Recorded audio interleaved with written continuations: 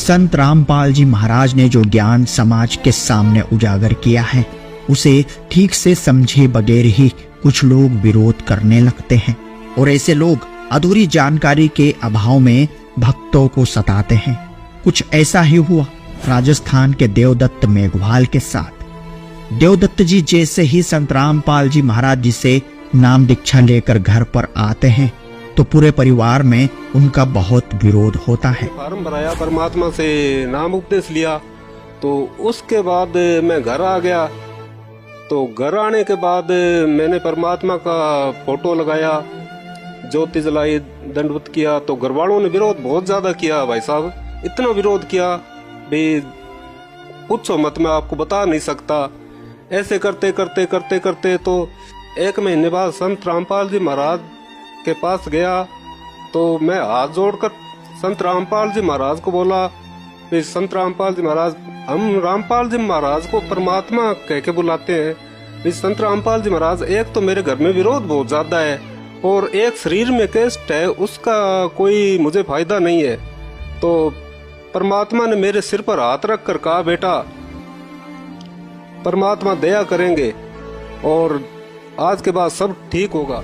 देवदत्त जी बीमारी के चलते पिछले 5 सालों से बिस्तर पर ही पड़े थे और ये बात पूरा गांव जानता था। लेकिन संत रामपाल जी महाराज जी ने ऐसा चमत्कार किया कि देवदत्त जी कुछ ही दिनों में पूरी तरह से स्वस्थ हो गए। और इस चमत्कार को देखकर देवदत्त जी के गांव से 30 लोगों ने संत रामपाल जी महाराज जी से नाम उपदेश ले लिया। भाई साहब, मैंने आज तक कोई दवाई वगैरह नहीं ली है और मैं बिल्कुल सही हूँ। और मेरे 5 साल बेड रेस्ट होने के बाद लोगों ने देखा भी, यार ये 5 साल से बेड पर पड़ा था, इसको इतना लाभ हुआ है।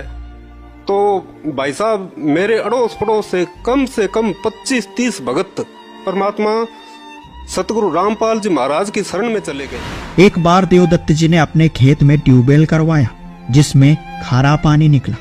फिर कैसे संत रामपाल जी महाराज देवदत्त जी की बेटी को दर्शन देते हैं और जहां ट्यूबवेल करवाया था उससे मात्र 10 फीट की दूरी पर ही फिर से ट्यूबवेल करवाते हैं, जिसके बाद ऐसा चमत्कार होता है कि पूरा गांव इस चमत्कार को देखकर दंग रह जाता है। तो उसके बाद 1 लाख बगजी और हुआ है। हमने खेत में ट्यूबवेल लगाया था बगजी, तो क्या है वहां हमने ट्यूबवेल लगाया तो वहां बिल्कुल खारा पानी निकला जी। तो हम सीरियस हो गए। उसके बाद क्या होता है, 3 दिन बाद मेरी बेटी को संत रामपाल जी महाराज रात को सपने में दर्शन देते हैं, कहते हैं बेटा यहाँ ट्यूबवेल लगाओ। तो सुबह वो मेरी बेटी उठती है और अपनी माँ से कहती है कि माँ रात मुझे संत रामपाल जी महाराज ने दर्शन दिए हैं और वो बोल रहे हैं कि यहाँ ट्यूबवेल लगाओ। तो हम सुबह उठ के चाय पानी पी रहे थे तो मेरी पत्नी बोली, भी रात अपने गुरुजी संत रामपाल जी महाराज ने अपनी बेटी को दर्शन दिए हैं। तो मैं बोला, भी संत रामपाल जी महाराज ने दर्शन दिए, संत रामपाल जी महाराज क्या कह रहे थे? तो मेरी बेटी है वो जैसे संगति बहुत ज्यादा बोलती नहीं है, उसने अपनी माँ को बताया कि यहाँ परमात्मा ने बताया सिर्फ 10 फुट दूर, भाई यहाँ ट्यूबवेल लगाओ बेटा, मीठा पानी निकलेगा। तो उसने ये बरवाड़ा कांड के बाद नाम लिया है। तो मैंने उसको पूछा, बेटा तुम संत रामपाल जी महाराज को देखा नहीं और नहीं? तो कर नहीं पापा, मुझे दर्शन दिए हैं और आप यहाँ ट्यूबवेल लगाओ। तो जी वो ट्यूबवेल लगाने वाली मशीन मेरे खेत में खड़ी थी। मैंने मिस्त्री को फोन किया, वो आया, उसने सोचा ट्यूबवेल कहीं दूर लगाएंगे। मैंने कहा यार ट्यूबवेल लगाना है। वो कहता यार यहाँ ट्यूबवेल लगाना है, दिमाग खराब हो गया। तो मुझे संत रामपाल जी महाराज पर, हमारे गुरुदेव पर पूर्ण विश्वास था। आज भी मेरे खेत में वो जो के त्यों ट्यूबवेल पड़े हैं। 10 फुट दूर हमने ट्यूबवेल लगाया सर। तो उसमें क्या होता है, पहले वाला कुआं हमने 90 फुट किया और दूसरे वाला भी 90 फुट किया। आज भी आप जाकर, आप मीडिया वाले हो, जाकर वहां देख सकते हो। एक जहां बोर किया था वो मैंने अभी बुरा नहीं है, लोगों को दिखा रहा हूँ। वहां तो खारा पानी, बिल्कुल खारा पानी है, और जो 10 फुट दूरी पर है वहां मीठा पानी है। साथ ही 1 बिघे में मेरे डैम बना हुआ है, वो उससे हरदम लबालब रहता है। मेरे खेत में अच्छी फसलें होती है। भाई साहब आज आप वहां जाकर देख सकते हो, और वो मैं हरदम उसको रखूंगा। एक में खारा पानी निकलता और एक में मीठा पानी निकलता है। ये हमारे सतगुरुदेव जी ने हमें लाभ दिए हैं। एक लाभ भाई साहब और है, मेरी पत्नी को करंट लग गया था, जैसे दूध पिलाने वाले की मदानी होती है। बरसात हुई थी, नंगे पैर वहां पीछे से पलक नहीं हटाया, और वो मदानी के पास ही बटन होता, उसको बंद करने लगी तो मदानी के चिपक गई और वहीं गिर गई। हमने पीछे से तार तोड़ के उसको हटाया। तो भाई साहब क्या होता है, उसके चाय वाला कप भी हाथ से नहीं उठाया जाता था, और हम हमारे गुरुदेव की शरण में आने के बाद आज वो गायों का दूध निकालती है, 20 लीटर पानी की बाल्टी उठाती है। ये हमारे परमात्मा ने भाई साहब हमें लाभ दिए। देवदत्त जी ने और भी अपनी पूरी आप बीती हमें बताई है, जिसमें उन्होंने संत रामपाल जी महाराज के चमत्कारों को लेकर बहुत सारे रहस्य उजागर किए हैं। तो देवदत्त जी की पूरी सच्चाई जानने के लिए बने रहिए वीडियो के अंत तक। नमस्कार। नमस्कार सर। सर क्या नाम है आपका? मेरा नाम देवदत्त मेघवाल है सर। कहाँ से आए जी? राजस्थान गंगानगर से हूँ सर। अच्छा एक बात बताइए, संत रामपाल जी महाराज जी से नाम दीक्षा लेने से पहले क्या भक्ति साधना करते थे आप? पहले मैं रामदेव महाराज की सेवा करता था, भक्ति करता था, गोसाई जी की भक्ति करता था, और माता की भक्ति करता था, बैरों की भक्ति करता था जी। संत रामपाल जी महाराज जी से कब जुड़े? मैं संत रामपाल जी महाराज से अपने 1 मार्च 2014 को जुड़ा था सर।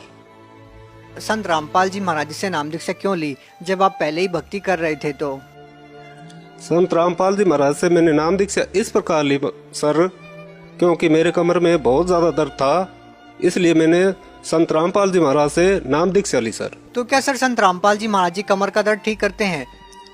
नहीं जी, मैं 5 साल से बेड रेस्ट पर था, तो क्या होता है जी, और तो कोई जरिया था नहीं, टाइम पास का कोई जरिया नहीं था। टीवी चला के कभी कोई नाटक देख लिया, कभी कोई फिल्म देख ली, करते करते करते करते क्या होता है, एक दिन संत रामपाल जी महाराज का सत्संग चल रहा था साधना टीवी पे। तो संत रामपाल जी महाराज ऐसे बताते हैं जैसे, पहले तो ये लगते थे भी ये क्या साधारण सा है, तो खुल के परमात्मा बताते हैं। मैंने उस दिन गौर से नहीं सुना, दूसरे दिन फिर मैंने उसको गौर से सुना। सीता ने जो लक्ष्मण रेखा का उल्लंघन किया था, उसके बारे में संत रामपाल जी महाराज बता रहे थे सर। तो मैंने सोचा ये तो सही बता रहे हैं भाई, सीता ने जब लक्ष्मण रेखा पार की, उसी के बाद इतना महायुद्ध हुआ कि कितने कितने लोगों की मृत्यु हो गई। मैंने बोला ये तो बात सही है।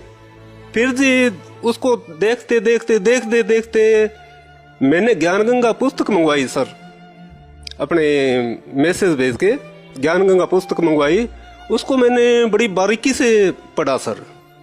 तो मैंने सोचा भाई मरना तो है, डॉक्टरों ने पहले तो ऑपरेशन के लिए मेरे को बुलाया था। तबीयत ज़्यादा सीरियस होने पर डॉक्टरों ने ऑपरेशन के लिए मना कर दिया, क्योंकि भाई इसका ऑपरेशन करेंगे तो कोई दिमाग की नस फट जाएगी।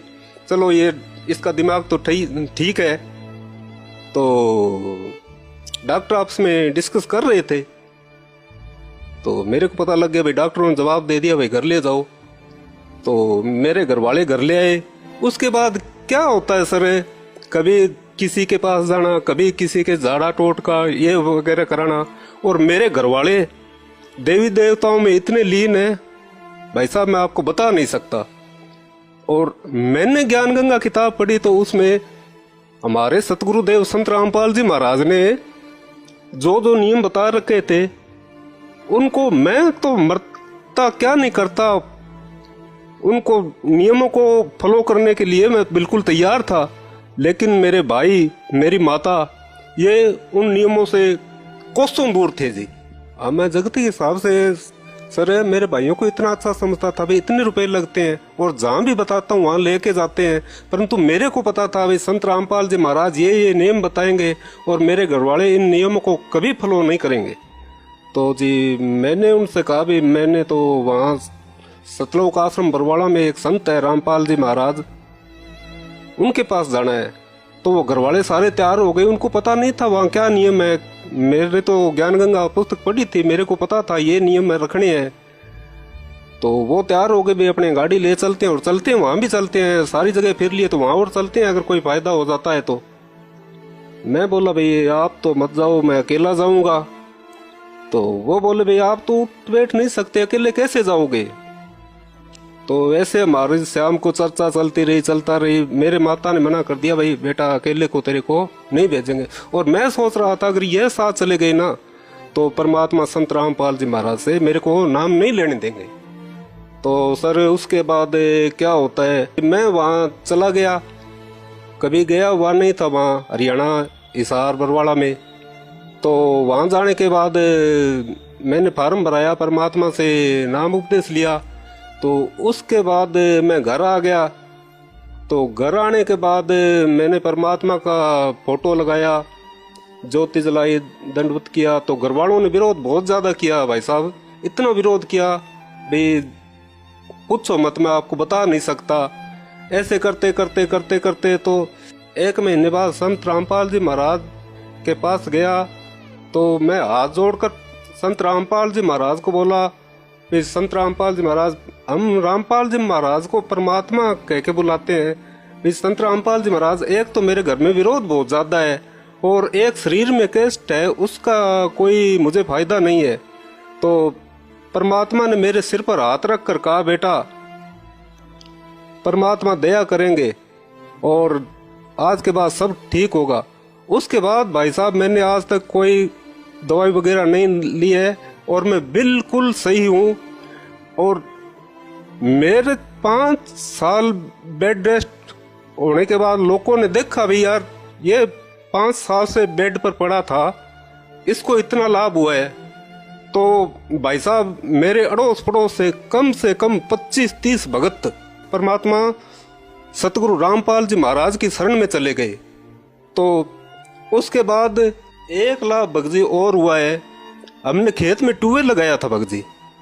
तो क्या है, वहाँ हमने ट्यूबवेल लगाया तो वहाँ बिल्कुल खारा पानी निकला जी। तो हम सीरियस हो गए। उसके बाद क्या होता है, 3 दिन बाद मेरी बेटी को संत रामपाल जी महाराज रात को सपने में दर्शन देते हैं, कहते हैं बेटा यहाँ ट्यूबवेल लगाओ। तो सुबह वो मेरी बेटी उठती है और अपनी माँ से कहती है कि माँ रात मुझे संत रामपाल जी महाराज ने दर्शन दिए हैं और वो बोल रहे हैं कि यहाँ ट्यूबवेल लगाओ। तो हम सुबह उठ के चाय पानी पी रहे थे। तो मेरी पत्नी बोली भी रात अपने गुरुजी संत रामपाल जी महाराज ने अपनी बेटी को दर्शन दिए हैं। तो मैं बोला भी संत रामपाल जी महाराज ने दर्शन दिए, संत रामपाल जी महाराज क्या कह रहे थे। तो मेरी बेटी है वो जी ऐसे संगति बहुत ज़्यादा बोलती नहीं है, उसने अपनी माँ को बताया कि यहाँ परमात्मा ने बताया सिर्फ 10 फुट दूर भाई यहाँ ट्यूबवेल लगाओ बेटा, मीठा पानी निकलेगा। तो उसने ये बरवाड़ा कांड के बाद नाम लिया है। तो मैंने उसको पूछा बेटा तुम संत रामपाल जी महाराज को देखा नहीं और नहीं, तो कर नहीं पापा मुझे दर्शन दिए हैं और आप यहाँ ट्यूबवेल लगाओ। तो जी वो ट्यूबवेल लगाने वाली मशीन मेरे खेत में खड़ी थी। मैंने मिस्त्री को फ़ोन किया, वो आया, उसने सोचा ट्यूबवेल कहीं दूर लगाएंगे। मैंने कहा यार ट्यूबवेल लगाना है। वो कहता यार यहाँ ट्यूबवेल लगाना है, दिमाग खराब हो गया। तो मुझे संत रामपाल जी महाराज पर, हमारे गुरुदेव पर पूर्ण विश्वास था। आज भी मेरे खेत में वो ज्यों के त्यों ट्यूबवेल पड़े हैं। 10 फुट दूर हमने ट्यूबवेल लगाया सर। तो उसमें क्या होता है, पहले वाला कुआं हमने 90 फुट किया और दूसरे वाला भी 90 फुट किया। आज भी आप जाकर, आप मीडिया वाले हो, जाकर वहां देख सकते हो। एक जहां बोर किया था वो मैंने अभी बुरा नहीं है, लोगों को दिखा रहा हूं, वहां तो खारा पानी, बिल्कुल खारा पानी है। और जो 10 फुट दूरी पर है वहां मीठा पानी है। साथ ही 1 बिघे में मेरे डैम बना हुआ है, वो उससे हरदम लबालब रहता है। मेरे खेत में अच्छी फसलें होती है। भाई साहब आज आप वहां जाकर देख सकते हो। और वो मैं हरदम उसको रखूंगा, एक में खारा पानी निकलता और एक में मीठा पानी निकलता है। ये हमारे सतगुरुदेव जी ने हमें लाभ दिए हैं। और एक लाभ भाई साहब और है, मेरी पत्नी को करंट लग गया था, जैसे दूध पिलाने वाले की मदानी होती है। तो बरसात हुई थी, नंगे पैर वहाँ पीछे से पलक नहीं हटाया और वो मदानी के पास ही बटन होता, उसको बंद करने लगी तो मदानी के चिपक गई। और वहीं गिर गई। हमने पीछे से तार तोड़ के उसको हटाया।